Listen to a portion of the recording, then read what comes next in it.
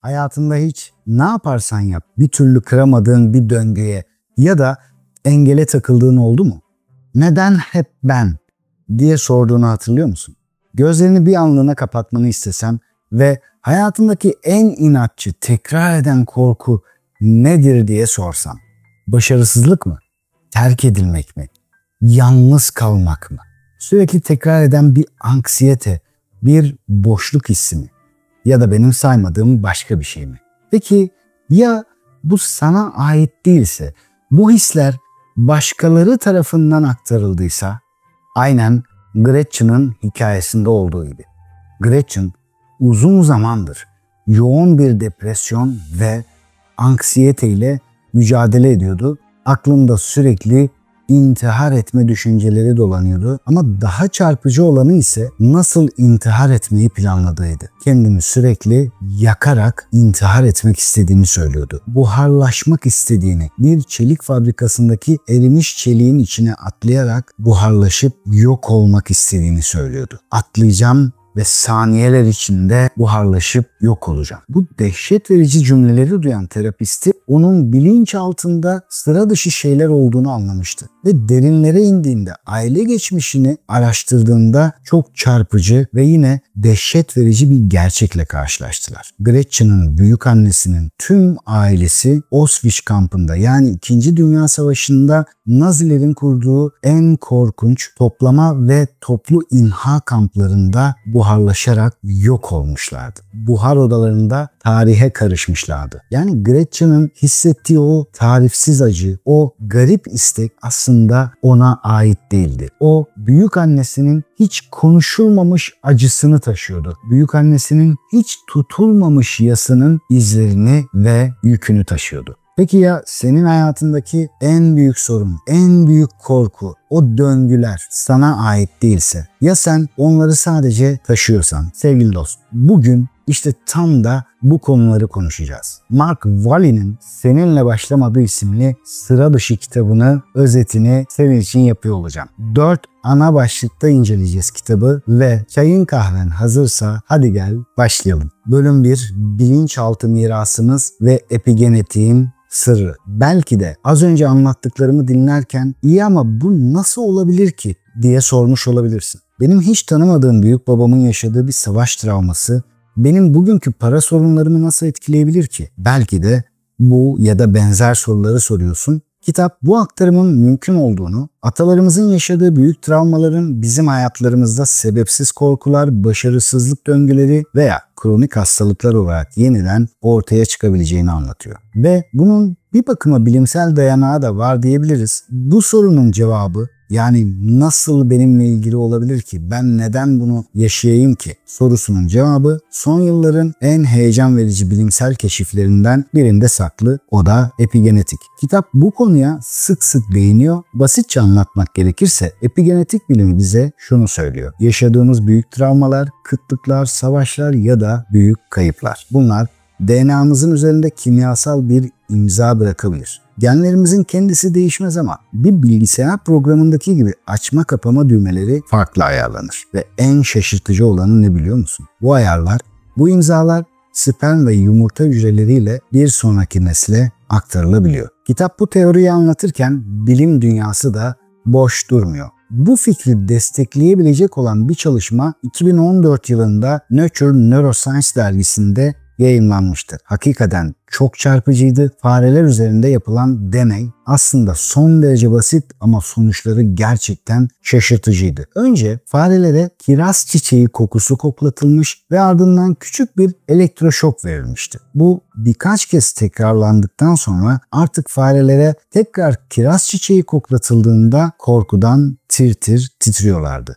Buraya kadar normal. Neden? Çünkü insanlar ya da hayvanlar bir döngüyü tekrar tekrar yaşadıklarında o döngünün sadece tetikleyicisi ortaya çıktığında dahi daha önce yaşadıkları duyguyu otomatik olarak yaşarlar. Ancak çok daha çarpıcı bir şey vardı. Bu farelerin çocukları, hatta torunları kendilerine kiraz çiçeği koklatıldığında ilk kez koklatılıyor olmasına rağmen korkudan tir tir titremeye başlıyorlardı. Çünkü o korku ve tetikleyici DNA'larıyla nesilden nesile aktarılıyordu. Birinci bölümü bitirirken her bölümün sonunda yapmayı istediğim bir şey var. Gel beraber bir uygulama, bir aktivite yapalım. Eğer bu anlattıklarım senin için de geçerliyse bir aile hikayesi günlüğü tutmaya başlayabilirsin. Örneğin ailende, yani anne, baba, büyük anne ve büyük babanda sık tekrarlanan büyük olayları, hastalıkları, kayıpları, iflasları ya da davranış kalıplarını not et. Örneğin bizim ailede erkekler hep genç yaşta kalp krizi geçirir ya da bizim sülalede kadınlar hep mutsuz evlilik yapar gibi cümleler var mı? Bunu büyüklerine sorabilirsin. Bu farkındalık hangi yüklerin aslında sana ait olmadığını anlamak için atacağın ilk adım olabilir. Bölüm 2. Hayatındaki tekrar eden desenlerin şifreleri. Peki bu miras bizim hayatımızda nasıl sahneye çıkıyor? Yazar kitapta bunu 4 temel bilinçaltı temasıyla açıklıyor ve gel şimdi bunların en çarpıcı 2 tanesine bakalım. Hiç farkında olmadan bizden önceki ebeveynlerimizin çektiği acıları tekrar ederiz diyor kitap ve bununla ilgili birçok örnek veriyor. Bunlardan bir tanesi Gavin diye birine ait. Babası 34 yaşındayken o güne kadarki tüm birikimlerini, ailesinin tüm servetini at yarışında kaybetmiş. Ne tesadüftür ki Gavin de 34 yaşına geldiğinde arka arkaya verdiği hatalı finansal ve ticari kararlar sebebiyle o güne kadarki tüm birikimi yok etmiş. Büyük zorluklar yaşamış, evliliği bitme aşamasına gelmiş. Bilinçsizce babasının ezikliğini ve acısını tekrar yaşıyordu. Dahası bu aslında babasına göstermek istediği bir sadakatti. Bir başkası aile sisteminden biriyle özdeşleşmek. Yazar bazen bu kişi ebeveynimiz olmayabilir bile diyor. Belki de hiç tanımadığımız bir amca ya da unutulmuş bir hala olabilir. Jesse'nin hikayesi bunun en dokunaklı örneğiydi. Jesse 19 yaşına girdikten hemen sonra geceleri 3.30'da titreyerek uyanıyordu ve bunun yaşattığı şokla korkudan tekrar uykuya dalamıyordu. Dahası uyursa öleceğini düşünüyordu. Durduk yere böyle bir korku hissetmeye başlamıştı. Bir sürü doktora gittiler, çareler aradılar ama bulamadılar. Sonunda şu ortaya çıkıyor. Babasının 19 yaşındayken ölen bir abisi var. Abisi Colin bir kar fırtınasında donarak ölüyor. Yani Jesse hiç tanımadığı amcasının son anlarını, ölüm şeklini ve bilincini kaybetmek üzereyken yaşadığı ölüm korkusunu adeta bir miras gibi taşıyor ve tekrar kendi bedeninde yaşıyordu. Kitabın tam da bu bölümündeki ruhu ünlü Alman psikoterapist Bert Hellinger'ın aile dizimi terapisine dayanıyor diyebiliriz. Hellinger aileleri bir sistem olarak görür ve bu sistemde bilinç dışı bir sadakat olduğunu söylerdi. Bugün sık sık senin de karşılaştığını tahmin ettiğim aile dizimi Bert Hellinger'dan geliyor. Bunu ilk kez uygulayan Hellinger ve bugün halen bilimselliği kanıtlanmış olmasa da birçok insan bu yolla sorunlarını, döngülerini hallettiğini ifade ediyor. Hellinger aileleri bir sistem olarak görüyor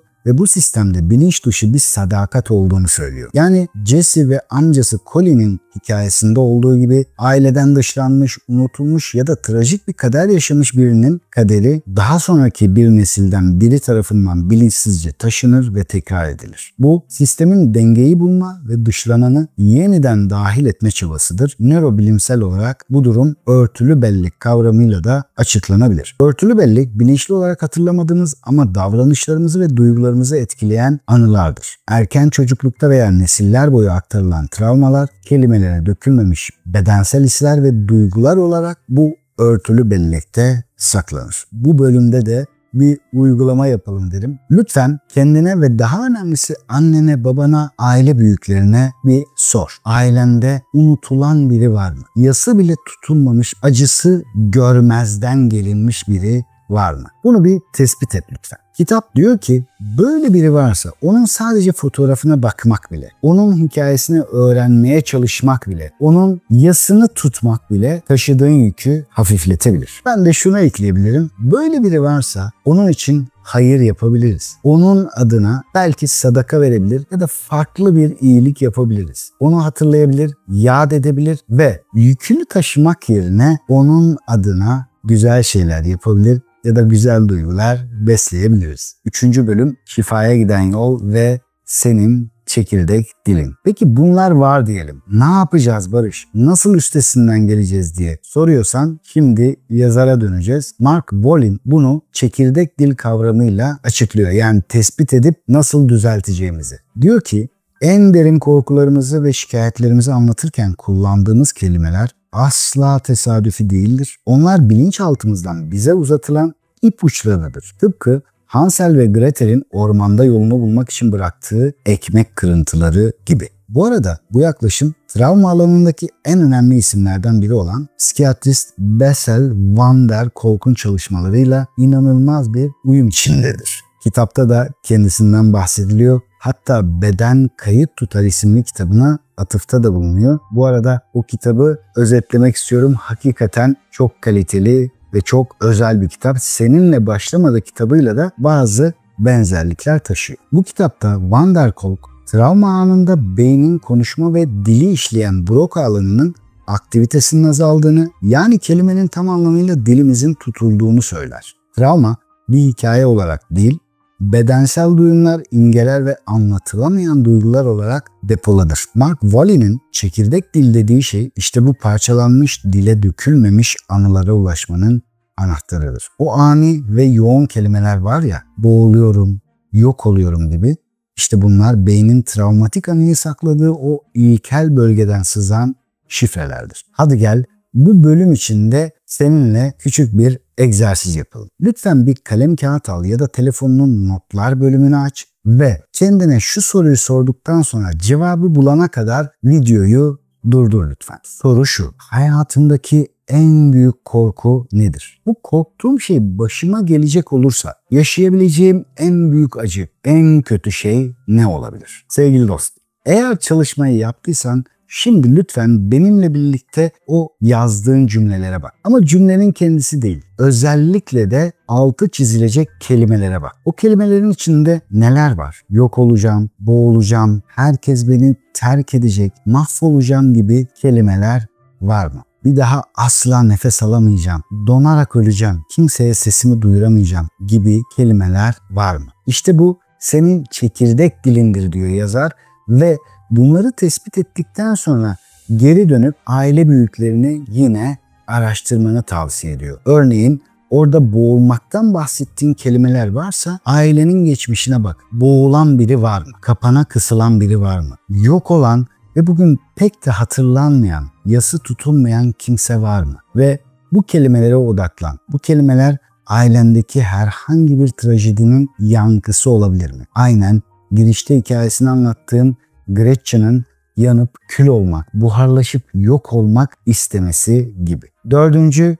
ve son bölüm geçmişi onurlandırmak ve geleceği özgürleştirmek. Sevgili dost, kitabı okursan göreceksin ki kitap bize atalarımızı suçlamamızı söylemiyor. Anne babamızı suçlamamızı söylemiyor ya da sana bunlar genlerle aktarıldı, sen bunu taşıyacaksın, bunun sebebi bu, bu seninle ömür boyu gelecek demiyor. Aksine böyle sorunların varsa sebebi bu ya da bu olabilir ama çözümü de var diyor. Peki çözümü nerede? Eğer bu kanalı ve beni takip ediyorsan sıklıkla dile getirdiğim bir bilim dalı var: nöroplastisite. Nöroplastisite bize şunu söylüyor: bugüne kadar yaşadıklarımız ne olursa olsun beynimizi değiştirebiliriz. Hem de sadece zihinsel olarak değil, fiziksel olarak da değiştirebiliriz. Çünkü bizim sıklıkla tekrarladığımız kelimeler, kendimizi ifade ediş biçimimiz, cümlelerimiz ve bunların sonucundaki eylemlerimiz beynimizde bazı nöral ağlar oluşturur. Bu nöral ağlar da bizim daha sonraki davranışlarımız üzerinde de belirleyicidir. Ancak eğer istersek biz yeni kelimeler, yeni cümleler söylemeye başlayabilir ve hem eylemlerimizi hem sonuçlarımızı, dolayısıyla kaderimizi de değiştirebiliriz. Bunun için kitapta bahsedilen bazı iyileştirici cümleler var. Ben onları olduğu gibi aktaracağım ama bunlar olduğu gibi tekrar edilmek zorunda değil. Her birimiz kendimizce bize iyi gelecek ve faydalı nöral ağlar oluşturmamızı sağlayacak cümleler de seçebiliriz. Kitapta iyileştirici cümleler veya iyileştirici imgeler aslında beynimizdeki eski travmatik sinir yollarını zayıflatıp daha sağlıklı, ve huzurlu sinir yolları oluşturmak için yapılan bilinçli pratikler olarak sunuluyor bize. Örneğin anneni veya babanı zihninde canlandırıp onlara senin kaderin sana ait, benimki bana. Lütfen yolumda bana destek ol gibi bir cümle söylediğinde beynindeki o eski sadakat ve birleşme kalıplarını yeniden programlamaya başlarsın diyor. Tekrar ettikçe bu yeni düşünce yolu daha da güçlenir. Son söylediğim şey, yani tekrar ettikçe bu yeni düşünce yolu daha da güçlenir cümlesi kitaba ait değil. Nöroplastisite bilimi az önce de ifade ettiğim gibi bunu bize çok net bir şekilde söylüyor. İstediğin zaman her türlü döngüyü değiştirebilirsin. Tabii birazcık istikrara ihtiyacın olacak. Sevgili dost, kitapta atıfta bulunan çok güzel bir söz var. William Faulkner'a ait. Diyor ki geçmiş asla ölü değildir. Hatta geçmiş bile değildir. Yani ailemizin hikayesi bizim içimizde taşıdığımız bir mirastır. Ama iyi haber şu ki biz bu mirasın sadece taşıyıcıları değil, şifacıları da olabiliriz. Aynen İstiridye'nin içine giren bir kum tanesini inciye dönüştürmesi gibi. O kum tanesi İstiridye için ciddi bir sorundur. Adeta bir yaradır. Yani insanların travmaları gibi örneğin. Lakin İstiridye o yarayla mücadele ederken, onu sarıp sarmalarken aynı zamanda onu muhteşem görünümlü bir inciye dönüştürme gücüne de sahiptir. Lütfen şunu düşün. Senin hayatındaki sorunlara yaklaşımın değişecek olsa sen o sorunları, yani bir bakıma kum tanelerini inciye dönüştüremez misin? Bir İstiridye'de var olan dönüştürme gücü acaba sende yok mudur? Elbette vardır. Çünkü biz insanlar olarak bütün dünyayı değiştirdik. İlk günden bu yana onu bambaşka bir hale getirdik. Her şeyi dönüştürdük. Kendimizi de dönüştürebiliriz. Sevgili dost, özetlediğim tüm kitaplar gibi Seninle Başlamadı kitabını da alıp okumanı çok isterim. Videoyu beğendiysen beğenmeyi, henüz abone değilsen abone olmayı da lütfen unutma. Yorumlarda da bizlerle lütfen düşüncelerini paylaş. Özellikle de çekirdek dil ile ilgili yaptığımız egzersizde sonuç ne çıktı? Bir şeyler bulabildin mi? Lütfen onları da bizimle paylaş. Yeni bir kitap özetinde buluşana kadar kendine çok iyi bak. Sevgiler, selamlar.